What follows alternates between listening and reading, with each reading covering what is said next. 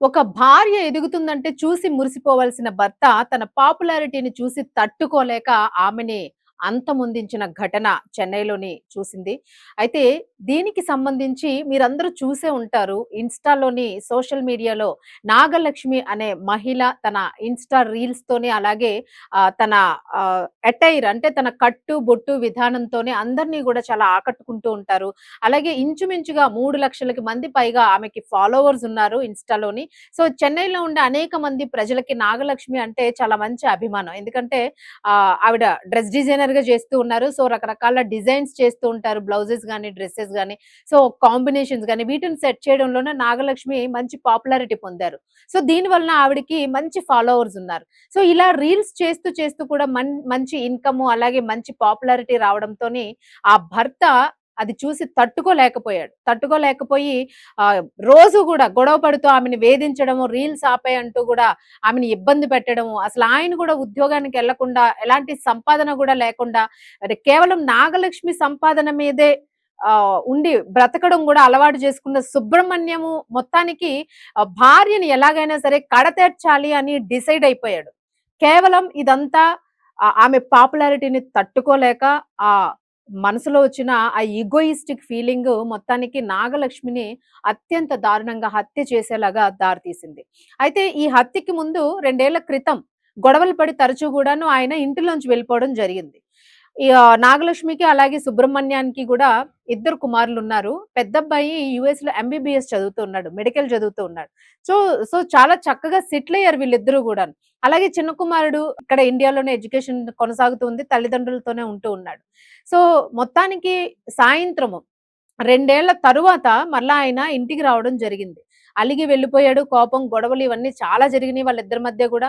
Reels ఆపేయమండము, ఈ fashion designing ఆవిడకి ఇష్టమైన దాన్ని ఆపేయమండము, ఎలా అయినా సరే ఆమె పాపులారిటీని దెబ్బతీయాలనే కక్షతోని ఎన్నో సార్లు ట్రై చేయడము. అయినా గూడా పాపులారిటీ ఎక్కడా తగ్గకుండా గూడా నాగలక్ష్మి తన శక్తి సామర్థ్యాలతోని చక్కగా ఒక మంచి మహిళగా ముందుకు దూసుకుపోవడం ఇవన్నీ కూడా అతనిలోని ఒక కక్షని నింపేసాయి. సో, ఒకానొక రోజు 2 సంవత్సరాల తరువాత ఇంటికి తిరిగొచ్చాడు వస్తున్నానని. ఆయనేదో ప్రేమతో వచ్చాడేమో అని అనుకుంది. వచ్చి ఏమైనా మారుంటాడేమో 2 ఏళ్లు గ్యాపొచ్చింది గదా! సో, మార్పొచ్చుంటుంది అని జెప్పేసి తన పని తను జేసుకుంటూ ఉంది. ఈయన గూడా మభ్యపెట్టి బాగానే ఉన్నట్టుగా నటించాడు. మరలా ఉంటూ గూడా మధ్య మధ్యలో తరచు గొడవలు పడ్డము చేస్తూ ఉంటే లాస్ట్‌కి ఇద్దరి మధ్య గూడా వాగ్వాదం జరిగింది. సో, "నువ్వు మారావనుకున్నాను. నువ్వు మారలేదు. నువ్వు మారితే బాగుండు. సంతోషంగా ఉంటాం మనము." అని జెప్పేసి. సో, ఈ నేపథ్యంలోనే కొడుకు చక్కగా ఎంబీబీఎస్ చదువుకుంటూ ఉన్నాడు. ఇంక చిన్న పిల్లాడున్నాడు. వాడిని గూడా మనం తీర్చిదిద్దాలి. ఇలా ఏదైనా మాట్లాడుకుని సెటిల్డ్‌గా వస్తే పర్వాలేదు. బట్ ఒక కక్షను తీర్చుకోవడానికి మాత్రమే ఆయన 2 సంవత్సరాల తర్వాత ఇంటికొచ్చాడు. ఇంటికొచ్చిన తర్వాత నిద్రపోతున్న ఆమెని నిర్దాక్షిణ్యంగా చిన్న కొడుకు తను స్కూల్ నుంచి వచ్చేటప్పటికి టేబుల్ మీద నీకు భోజనం పెట్టాము. అన్ని వంటకాలు సిద్ధం చేసే ఉన్నాయి. నువ్వు భోజనం చేసేసేయి అని జెప్పేసి ఒక లెటర్‌ని గూడా చిన్నబ్బాయికి రాసిపెట్టి ఆమెని వేట కొడవలితోన అత్యంత దారుణంగా మెడ మీద అలాగే రకరకాలుగా మీకు తెలుసు మనం ప్రత్యేకంగా ఆ పదాలను గూడా వాడలేము. అత్యంత దారుణంగా నరికి హత్య చేసి ఆయన గూడా ఒక గదిలోకి వెళ్లి ఆత్మహత్య చేసుకున్నాడు. ఆయన గూడా హ్యాంగ్ జేసుకున్నాడు.